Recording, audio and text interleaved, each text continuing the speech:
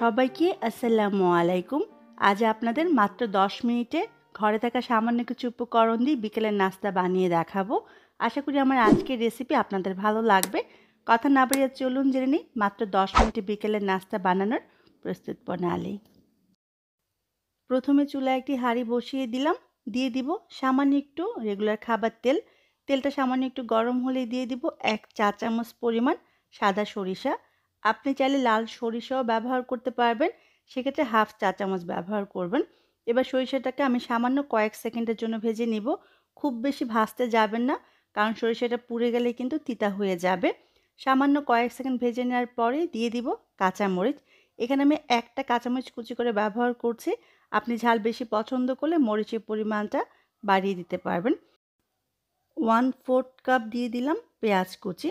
এবার পেঁয়াজটাকে আমি 20 থেকে 25 সেকেন্ডের মতো একটু ভেজে নিব। পেঁয়াজটা সামান্য একটু ভাজা হলেই দিয়ে দিব হাফ কাপ পরিমাণ গাজর। এখানে গাজরটা আমি একেবারে মিহি কুচি করে ব্যবহার করেছি। দিয়ে দিচ্ছি 1/4 কাপ পরিমাণ বরবটি। বরবটিটাও আমি একেবারে মিহি কুচি করে কেটে নিয়েছি। এখানে আপনি আপনার পছন্দ মতো যে কোনো সবজি ব্যবহার করতে পারবেন। যেই সবজি থেকে পানি ওঠে না সেই সবজিগুলো এখানে ব্যবহার করবেন। দিয়ে দিচ্ছি সামান্য একটু লবণ। আমি সবজিগুলো অনেক বেশি ভাজি করব না। টোটাল আমি 2 থেকে 3 মিনিটের মতো একটু ভেজে নিব। এভাবে কাঁচা সবজিটা ভেজে নিলে নাস্তাটা বানানোর পর সবজির কাঁচা গন্ধ আসবে না। দিয়ে দিচ্ছি হাফ চা চামচ পরিমাণ গোলমরিচের গুঁড়া। এবার আমি মিনিট খানেকের মতো সবজিটাকে একটু ভেজে নিব। এবার দিয়ে দিচ্ছি টমেটো কুচি। এখানে মাঝারি সাইজের একটা টমেটোর অর্ধেকটা দিয়ে দিলাম। টমেটো দেওয়ার পরে আমি আরও মিনিট খানেক সবজিটাকে ভেজে নিব। টোটাল আমি 2 থেকে আড়াই মিনিটের মতো সবজিটাকে ভেজে নিয়েছি। এবার চুলা থেকে নামিয়ে নিব। সবজিটা একটু ঠান্ডা হওয়ার পরই আমি একটা বাটিতে নিয়ে নিয়েছি। দিয়ে দিচ্ছি 1 কাপ পরিমাণ ময়দা। আপনি এখানে ময়দার পরিবর্তে আটাও ব্যবহার করতে পারবেন। দিয়ে দিব সামান্য একটু লবণ। আমি সবজিটা ভাজি করার সময় লবণ দিয়েছিলাম, সেটা বুঝেই লবণ ব্যবহার করবেন। এবার নর্মাল তাপমাত্রার পানি অল্প অল্প করে দিয়ে আমি একটা ব্যাটার বানিয়ে নিব। পানিটা একবারেই ব্যবহার করবেন না, অল্প অল্প করে দিবেন আর ব্যাটারটা বানিয়ে নিতে হবে। ব্যাটারটার কনসিস্টেন্সি কেমন হবে সেটা আমি আপনাদের দেখিয়ে দিব। ব্যাটারটা একেবারে পাতলা হবে না, একটু ঘন থাকবে। ঠিক এইরকম। আমি একটু কাছ থেকে দেখিয়ে দিচ্ছি। ঠিক এরকম। দেখে নিশ্চয়ই বুঝতে পেরেছেন কনসিস্টেন্সি মানে ঘনত্বটা কেমন হবে। চুলায় একটি প্যান বসিয়ে দিলাম। আমি এখানে কোনোরকম তেল ব্রাশ করব না, কারণ হচ্ছে সবজিটা তেল দিয়ে ভেজেছিলাম।